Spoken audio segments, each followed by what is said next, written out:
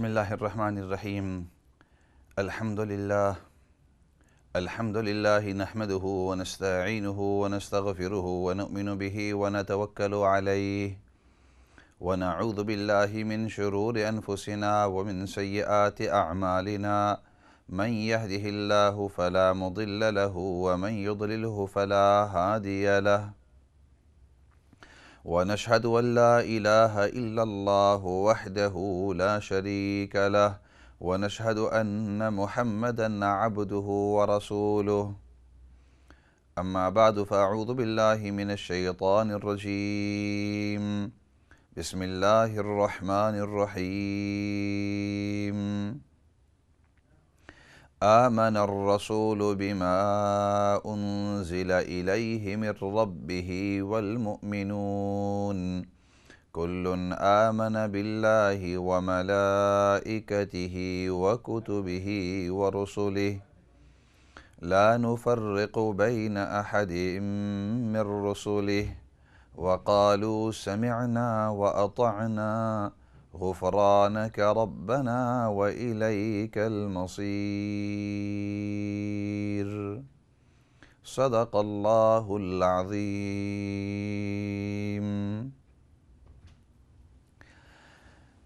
محترم و مکرم ناظرین سامعین،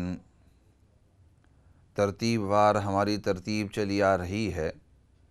اور یہاں تک پہنچے کہ 7واں عقیدہ والبعث بعد الموت، موت کے بعد ہمیشہ کی جو زندگی ہے اس پر ایمان لانا ہے، اور اس قیامت والے دن کے کچھ واقعات، کچھ مواقع، کچھ مختلف جو صورتیں پیش آنے والی ہیں ان کا تذکرہ کر رہے تھے. اور یہاں تک پہنچے وہ حدیث عرض کر رہا تھا کہ جس کے اندر نبی کریم صلی اللہ علیہ وسلم کا ارشاد ہے. آپ نے فرمایا کہ سبعۃ یظلھم اللہ فی ظلہ یوم لا ظل الا ظلہ، کہ 7 قسم کے آدمی ایسے ہوں گے کہ قیامت کے دن اللہ کا عرش ہوگا اور اللہ کے عرش کا سایہ ہوگا، اس سائے کے اندر ان لوگوں کو جگہ نصیب ہوگی.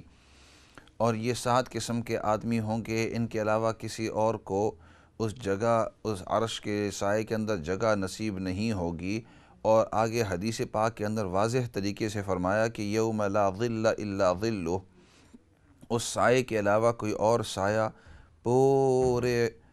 محشر کے میدان کے اندر کہیں نہیں ہوگا. اوپر سورج کی تپش ہوگی، نیچے تانبے کی زمین ہوگی، سخت گرمی کی صورت ہوگی،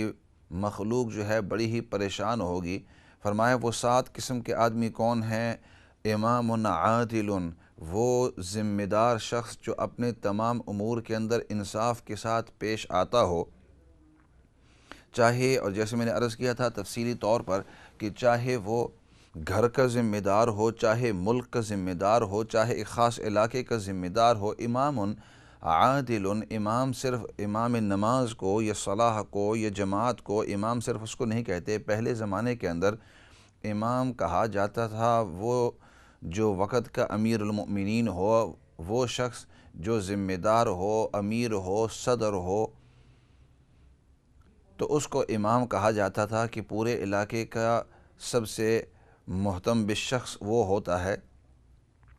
تو فرمایا کہ امام عادل وہ شخص جو انصاف کرنے والا ہو اپنے تمام اقوال میں، افعال میں، اعمال میں، تمام برتاؤ میں، لین میں، دین میں، ان تمام چیزوں کے اندر وہ انصاف کرتا ہو. اور امام عادل اس لیے بھی فرمایا کہ جو ذمہ دار ہوتا ہے اس کو کسی قسم کی فکر نہیں ہوتی، اس کے اوپر کسی قسم کا بوجھ نہیں ہوتا، اس کے اوپر کسی قسم کا فورس کوئی آدمی نہیں کر سکتا. اور چونکہ اس کے اوپر کوئی شخص فورس نہیں کر سکتا، اس لیے اگر وہ پھر بھی انصاف کے ساتھ ہو، وہ اتھارٹی کے مرتبے پر ہو، پھر بھی وہ انصاف کر رہا ہے اور اس کے اوپر کسی قسم کی فائنانشل پریشر نہیں ہے، پھر بھی وہ انصاف کر رہا ہے، تو معلوم ہوا کہ یہ انصاف کر رہا ہے انصاف کی وجہ سے اور اللہ کو راضی کرنے کی وجہ سے. تو اس لیے فرمایا کہ ایسی پوزیشن کے اندر، ایسے اتھارٹی کے اندر جو شخص انصاف کرتا ہے، خاصتاً ایسے موقع کے اوپر کہ اگر وہ ناانصافی یا کسی پر ظلم کرنا چاہے یا کسی پر زیادتی کرنا چاہے یا کسی کا مال یا جان یا عزت یا آبرو ہڑپ کرنا چاہے اور ایسی اتھارٹی کی جگہ پر ہو کہ اس کو کوئی پوچھنے والا نہیں، تو فرمایا یہ صحیح انصاف ہوتا ہے۔ ایسے شخص کو اللہ رب العزت قیامت کے دن عرش کے سائے کے اندر جگہ نصیب فرمائیں گے۔ تو ایک تو وہ شخص ہوا، دوسرا وہ شخص فرمایا رجل قلبہ معلق بالمساجد، وہ شخص کہ اس کا دل وہ مسجد کے ساتھ لٹکا ہوا ہو، کہ وہاں سے جب نکلتا ہو تو وہ یوں محسوس کرتا ہو کہ جیسے مچھلی پانی سے نکل کر وہ وہ اضطراب میں آ جاتی ہے، تردد ہو جاتی ہے وہ مچھلی اور وہ بے ساہ ہو جاتی ہے، تو اسی طرح یہ شخص جب مسجد والے ماحول سے نکل جاتا ہے تو وہ بے ساہ جیسے ہو جاتا ہے، تردد ہو جاتا ہے، اس انکمفرٹیبل جیسی فیلنگ اس کو محسوس ہوتی ہے، کیونکہ وہاں نیکی کا ماحول، وہاں برکت کا ماحول، گناہوں سے دوری کا ماحول، اللہ اور اللہ کے رسول کی باتیں وہاں ہوتی ہیں۔ یعنی مسجد والا ماحول کا مطلب پاکیزہ ماحول کے اندر اس کو مزہ آتا ہے۔ اس کے برعکس بعض لوگ ایسے ہوتے ہیں کہ وہ جب غلط ماحول کے اندر جاتے ہیں تو اس غلط ماحول کے اندر جا کر ان کو ایک قسم کا مزہ آتا ہے، ان کو نشہ اس سے آ جاتا ہے۔ غلط ماحول کے اندر، چاہے وہ سبسٹنس کے اندر ہو، چاہے وہ شرابی ماحول ہو، چاہے وہ جوئے والا ماحول ہو، مختلف قسم کے ماحول ہوتے ہیں، چاہے وہ اور حرام ماحول ہو، بعض لوگوں کی فطرت ہی ایسی بن جاتی ہے کہ وہ جب غلط ماحول کے اندر جاتے ہیں تو ان کو خوشی ہوتی ہے، اور جب اس غلط ماحول سے نکلتے ہیں، اپنے نارمل کام کاج وغیرہ کے اندر مشغول ہوتے ہیں، تو وہ اس کے اندر اچھا محسوس نہیں کرتے، کمفرٹیبل فیلنگ محسوس نہیں کرتے۔ وہ یہ سوچتے ہیں کہ کب یہ کام ختم ہو اور وہاں اس غلط ماحول کے اندر دوبارہ میں پہنچ جاؤں۔ تو یہ قسم کی انسان کی فطرت بن جاتی ہے۔ تو فرمایا کہ یہ شخص اتنا اچھا ہے کہ اس کو مسجد والے ماحول کے ساتھ اتنا تعلق ہے، اس کا دل وہاں ہی لٹکا رہتا ہے کہ وہ سوچتا ہے کہ یہ میں اس نیک ماحول سے جو ہی نکلوں اور باہر دنیا والے غلط ماحول کے اندر جو ہی آؤں تو اس کو انکمفرٹیبل فیلنگ ہوتی ہے۔ وہ اس کے اندر تسلی کے اندر نہیں ہوتا، بلکہ اس کو تسلی یہ ہوتی ہے کہ نیک ماحول ہو۔ اور علماء فرماتے ہیں اس کی ایک وجہ یہ بھی ہوتی ہے کہ ایک عبادت اس کی ختم ہوئی تو اس کے ذہن کے اندر ہوتا ہے، اس کے دل کے اندر یہ بات ہوتی ہے کہ ابھی ایک عبادت ختم ہوئی، میں دوسری عبادت کے لیے تیاری کرنا شروع کر دوں۔ مسجد والے ماحول سے یہ بھی مراد ہو سکتا ہے، ایک عبادت سے فارغ ہوا ہوں دوسری عبادت کا انتظار کروں، ایک نماز سے فارغ ہوا ہوں دوسری نماز کا فوراً میں انتظار ہی کرتا رہوں کہ وہ جلدی آ جاوے، تو اس کے ساتھ اس کا دل لگا ہوا ہو۔ تو کہنے کا مقصد کہ رجل قلبہ معلق بالمساجد، کہ وہ شخص کہ جس کا دل مسجد کے ساتھ لٹکا ہوا ہو۔ اسی کے دوران تیسرا شخص وہ نبی کریم صلی اللہ علیہ وسلم نے فرمایا شاب نشأ فی عبادت ربہ، کہ وہ جوان کہ اس نے اپنی جوانی اللہ کی عبادت کے اندر گزار لی ہو۔ کہ جوانی یہ ایسا موقع ہوتا ہے کہ اس وقت انسان چاہتا ہے کہ جتنے بھی یہ غلط ماحول ہوتے ہیں ان کے اندر چلا جاؤں۔ انسان کی اس وقت چونکہ خواہشات ابھی ابھی آ رہی ہیں جوانی کے اندر، کیونکہ بچپنے کے اندر تو انسان کو دنیا کا اتنا زیادہ پتہ بھی نہیں ہوتا اور اتنی زیادہ اس کی خواہشات ہوتی بھی نہیں ہیں، اور جو ہوتی ہیں اس کے اوپر اتنا زور بھی نہیں دیا جاتا کہ وہ مکمل ہوں۔ لیکن جو ہی یہی شخص چاہے لڑکا ہو یا لڑکی ہو اس کے اندر جوانی آتی ہے، بلوغ تک پہنچ جاتے ہیں، بلوغ کے بعد اب ان کی خواہشات جو ہے وہ لمبی ہوتی جاتی ہیں۔ اب اس کو گاڑی کی بھی خواہش ہے، اس کو گھر کی بھی خواہش ہے، پیسے کی بھی خواہش ہے، مال کی بھی خواہش ہے، اسی طرح اس کی خواہشات ہے کہ لمبی زندگی ہو، اس کی خواہش ہے کہ میری بڑی عزت ہو،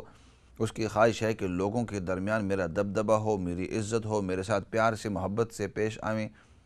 بہت ساری انسان کی خواہشات اس طرح آ جاتی ہیں۔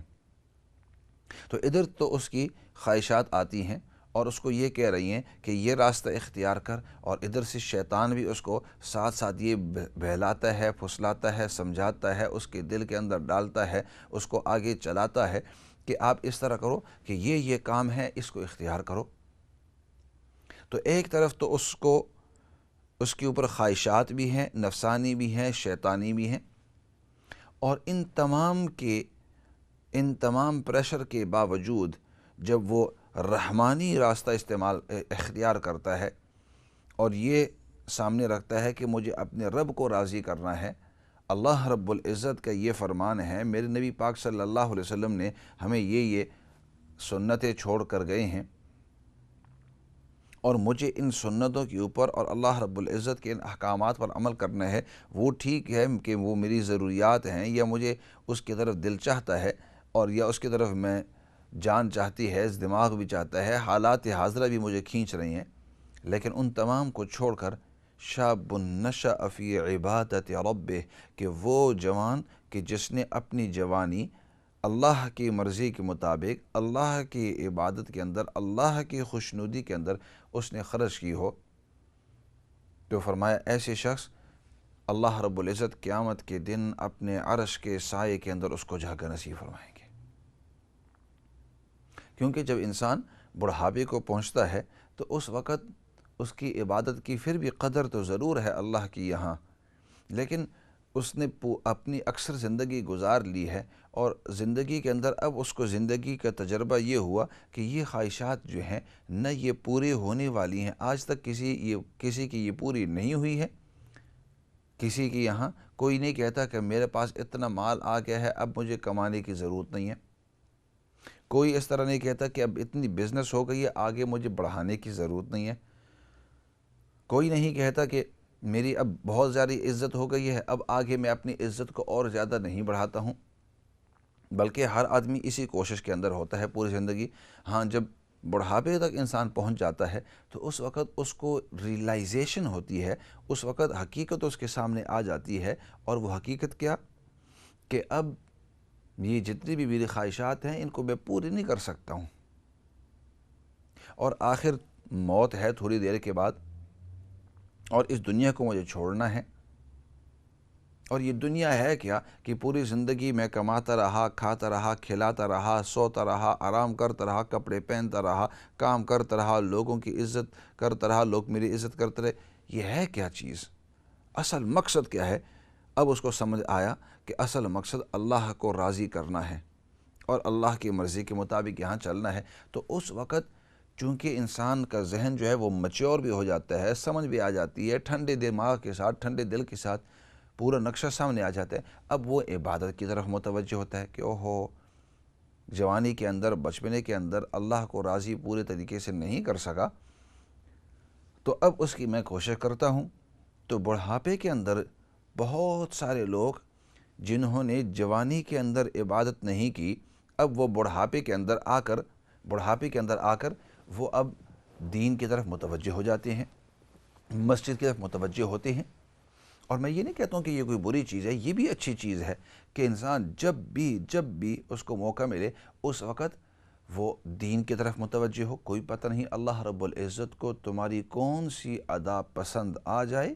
اور اس کی وجہ سے پوری زندگی کا مسئلہ اللہ رب العزت تمہارا حل کر دے۔ تو عرض کرنے کا مقصد کہ بڑھاپے کے اندر تو بہت سارے لوگ جنہوں نے جوانی کے اندر دین کی طرف توجہ نہیں دی وہ بھی آ جاتے ہیں، لیکن مزہ تو تب ہے کہ جوانی ہی کے اندر جب یہ تمام کی تمام خواہشات تھی، ان تمام خواہشات کے باوجود آپ نے دین کی طرف توجہ دی۔ جوانی کے اندر کام بھی آپ کر رہے ہیں، پڑھائی بھی کر رہے ہیں، گھریلو جو ذمہ داریاں ہیں ان کو بھی پورے کر رہے ہیں، دوست و احباب، رشتہ داروں کے جو ذمہ داریاں ہیں، حقوق ہیں، وہ بھی آپ پورے کر رہے ہیں، لیکن اس کے ساتھ ساتھ مد نظر اس پر ہے کہ میرا ہر کام اللہ کی خوشنودی، اللہ کی رضا، اللہ کی خوشی کے مطابق ہو، ہمیشہ یہ سامنے ہو، اور اللہ کو راضی کرنے کے جتنے بھی راستے ہیں وہ آپ اختیار کر رہے ہیں۔ تو جوانی کے اندر جب انسان کرتا ہے تو اس کی اور قیمت ہوتی ہے اللہ کی یہاں، اس کی قیمت بہت ہی بلند ہوتی ہے۔ تو اسی وجہ سے فرمائے شاب نشأ فی عبادت ربہ، وہ جوان کہ جس نے اپنی جوانی اللہ کی عبادت کے اندر اس نے خرچ کی ہو، فرمایا اس کو اللہ رب العزت قیامت کے دن عرش کے سائے کے اندر اس کو جگہ نصیب فرمائیں گے۔ تو تین قسم کے آدمی ہو گئے، ایک تو ذمہ دار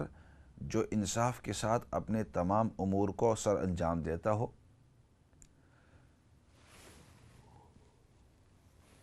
دوسرا وہ جوان کہ جس نے اپنی جوانی اللہ کی عبادت کے اندر گزاری ہو۔ نمبر 3 وہ شخص کہ جس کا دل مسجد کے ساتھ لٹکا ہوا ہو،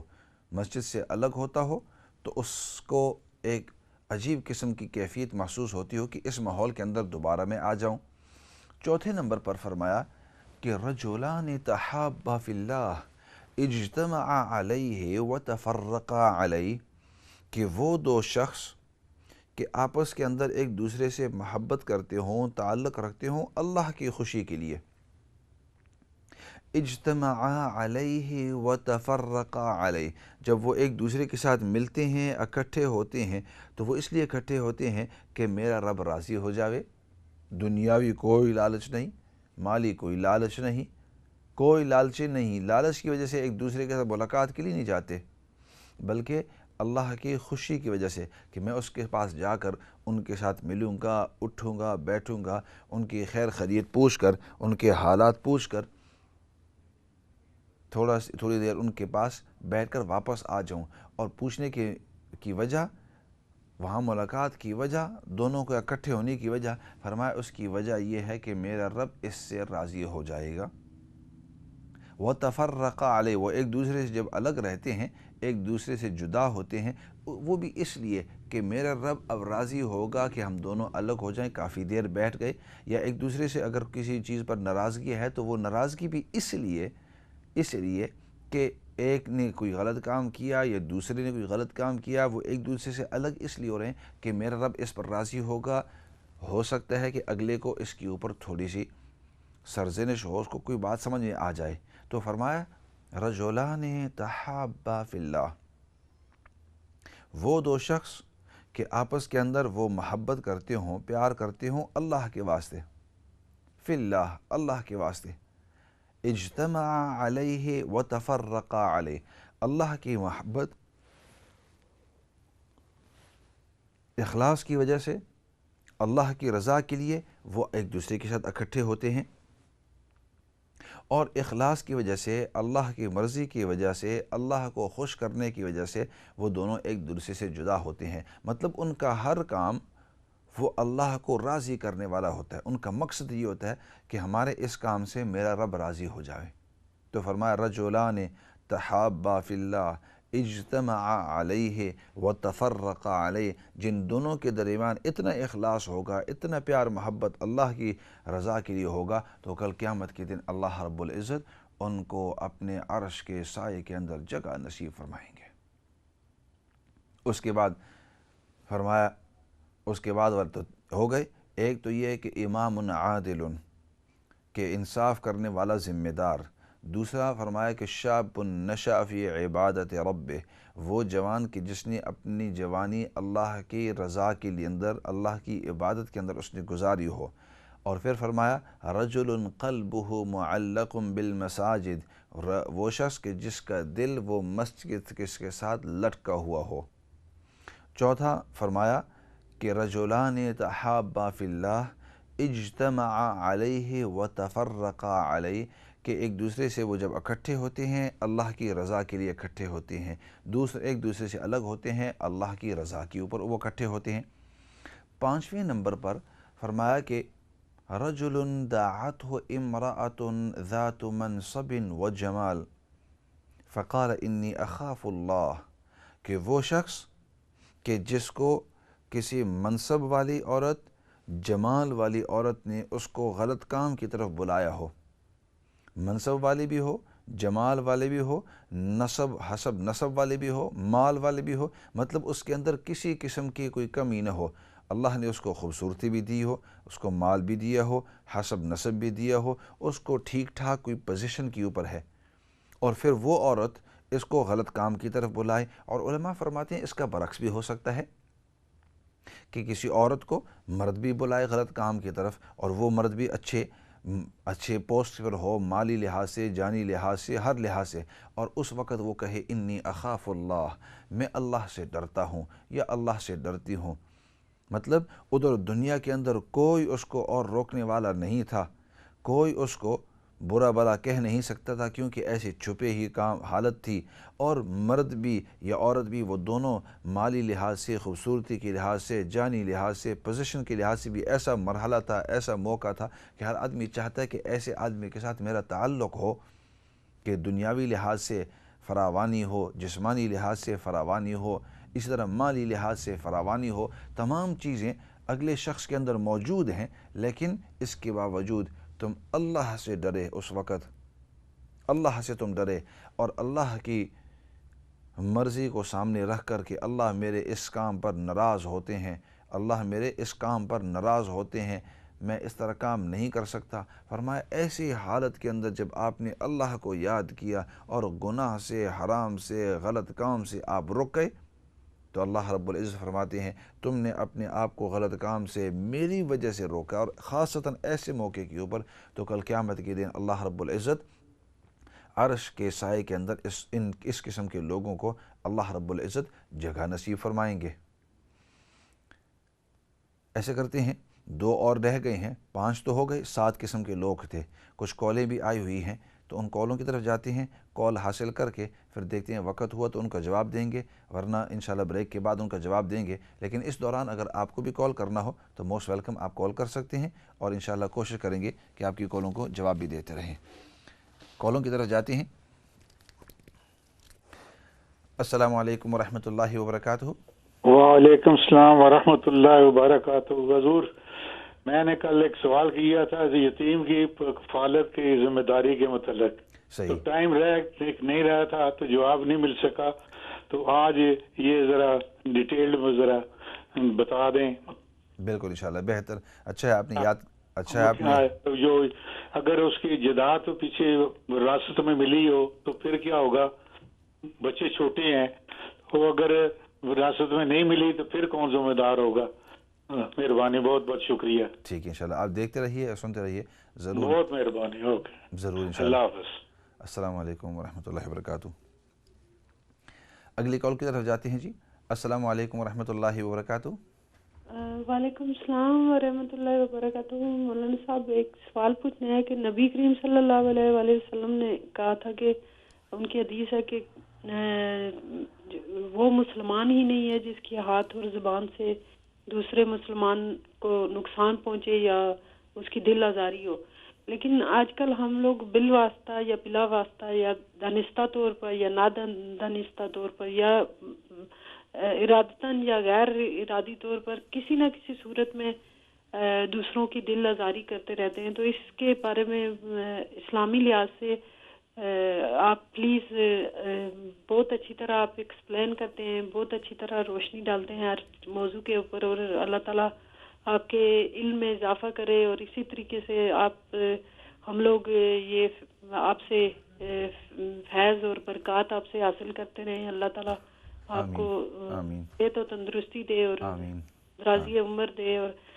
اسی طرح ہم آپ لوگ آپ سے اسی طرح فیض حاصل کرتے رہیں۔ بہت شکریہ، موسٹ ویلکم جی۔ جزاک اللہ۔ وعلیکم السلام۔ ساتھیوں نے سب ایسے کرتے ہیں، ایک اور کال لے لیتے ہیں اور پھر واپس جائیں گے۔ السلام علیکم ورحمۃ اللہ وبرکاتہ۔ جی وعلیکم السلام۔ کر صاحب، مجھے ایک چھوٹی سی بات پوچھنی ہے۔ ضرور۔ مجھے تھرائسٹ ہے یہ ٹانگوں میں، ٹھیک ہے، تو میں نے عمرہ کرنا چاہتی ہوں، حج بھی کرنا چاہتی ہوں، تو میں زیادہ چل نہیں سکتی، میں زیادہ سے زیادہ 2 یا 3 منٹ چل سکتی ہوں، اس سے زیادہ چلا جاتا میں۔ ٹھیک، تو میں کوئی ایسا ہے وہاں مسئلہ کہ کوئی چیئر کے اوپر کروا دے یا کوئی مسئلے کا حل ہے یہ؟ ٹھیک ہے، بالکل ہے، اور آپ سنتے رہیے، ضرور انشاءاللہ عرض کروں گا۔ بہت شکریہ صاحب۔ بسم اللہ الرحمن الرحیم۔ ایسے کرتے ہیں، بریک کی طرف چلے جاتے ہیں اور پھر تفصیلاً جو سوالات آئے ہوئے ہیں ان کے انشاءاللہ تفصیلاً ذکر کریں گے تاکہ کھل کر ان پر بات چیت ہو سکے۔ تو فی الحال ایسے کرتے ہیں، بریک کی طرف چلے جاتے ہیں اور بریک کے بعد واپس آ کر آپ کے سوالوں کے جواب اور اس کے علاوہ بھی اگر کوئی فون کر کے سوال پوچھنا چاہتے ہیں تو موسٹ ویلکم، آپ آ سکتے ہیں۔ فی الحال بریک کی طرف۔